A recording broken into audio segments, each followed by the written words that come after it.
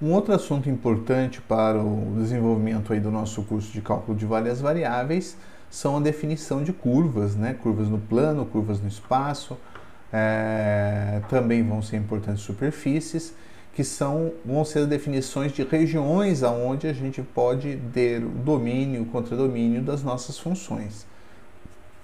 Então vamos definir primeiramente curvas no plano. Então uma curva no plano vai ser um conjunto de pontos satisfazendo uma equação f de xy igual a zero. F de xy aqui não é propriamente a ideia de função de duas variáveis, né, que a gente vai trabalhar ainda, mas basicamente está dizendo que existe uma equação relacionando os pontos x e y do meu espaço. Tá? Então, basicamente, o meu conjunto é os pontos ou os pares ordenados x, y, r2 que satisfazem uma equação que envolva apenas essas duas componentes, x e y e outros elementos. Muitas vezes a gente vai simplesmente falar, seja f de xy igual a zero a equação tal, tá? Porque a equação da curva, né? Seja f de xy igual a zero, a curva C. Porque ela é a equação da curva, é a equação que descreve o conjunto de pontos. Então, muitas vezes a gente vai estar referindo a isso como se fosse uma figura, ou como se fosse uma curva, né? Mas, na verdade, é um conjunto de pontos satisfazendo essa equação. Então, por exemplo, se eu pego uma equação do tipo 2x mais 3y igual a 5, eu tenho uma reta.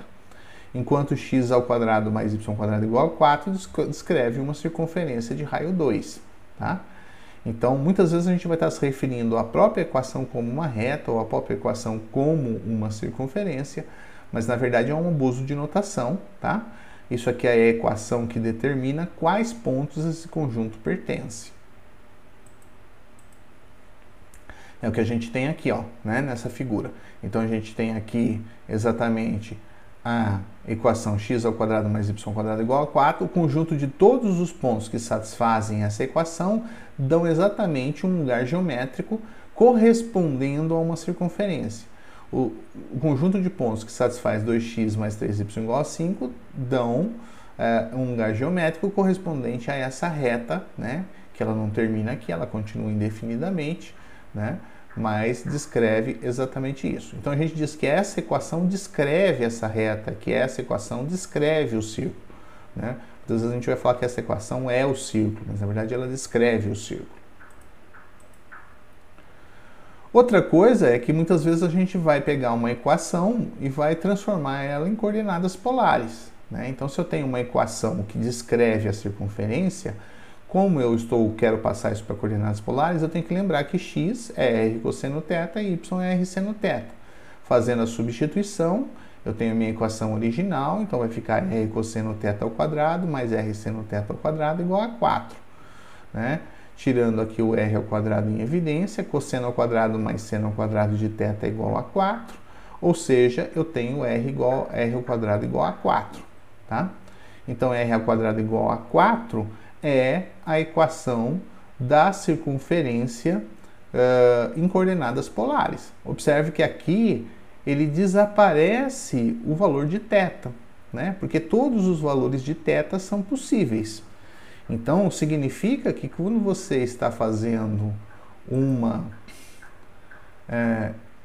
ou considerando isso em coordenadas polares, você vai pegar todos os pontos que distam 2 da origem, né? Independente do ângulo θ.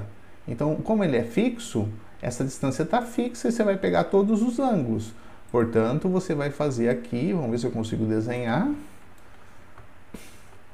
Acho que tem que começar aqui do zero, né? Você vai desenhar aqui a circunferência de raio 2, tá? Mais ou menos, não pegou bem no zero, né? Mas essa que é a ideia. Então, todos esses pontos aqui estão equidistantes do meu valor zero. Por isso que essa equação aqui descreve exatamente a circunferência de raio θ. Um pouco menos trivial é você descrever uma reta em coordenadas polares, né? Não muito usual, mas o processo é o mesmo. Então, eu faço x igual a r cosseno θ, y igual a r seno θ, faço a substituição.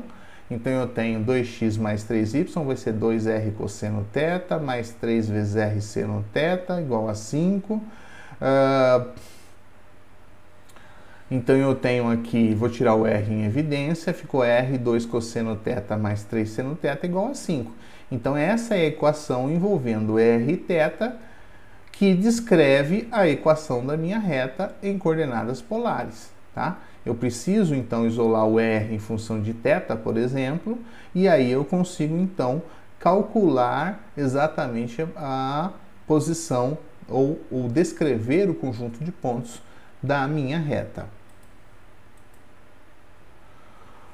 Bom, mas essa não é a única forma de representar uma curva no plano. Eu posso representar uma forma que chama-se parametrizada. O que é uma curva parametrizada? Bom, uma curva parametrizada é se existirem duas funções reais, uma para o x e uma para o y, tal que dentro desse intervalo AB você descreve o conjunto de pontos. Então você tem agora o seu t, que é uma variável a mais, uma variável parâmetro que a gente chama, em que ela modifica essas duas componentes de x e y, descrevendo a minha curva. Então, quando eu percorro o intervalo de A a B, a minha curva é então percorrida, né? E, portanto, P igual a x de t, y de t com t pertencente a B é conhecido como equação paramétrica dos pontos da curva. É diferente do que a gente tinha no caso anterior, né? Que você juntava os dois pontos, os dois valores x e y, para produzir uma equação. Aqui não, você tem uma descrição do conjunto de pontos individualmente. Conforme você percorre o t no intervalo, você vai percorrendo os pontos correspondentes à sua curva, tá? Por isso que ela diz que é uma equação parametrizada, porque ela tem um parâmetro para descrever ela, a curva, tá? Se os pontos descrevem os pontos da curva, então ele tem que satisfazer a equação correspondente àquela curva para todos os pontos.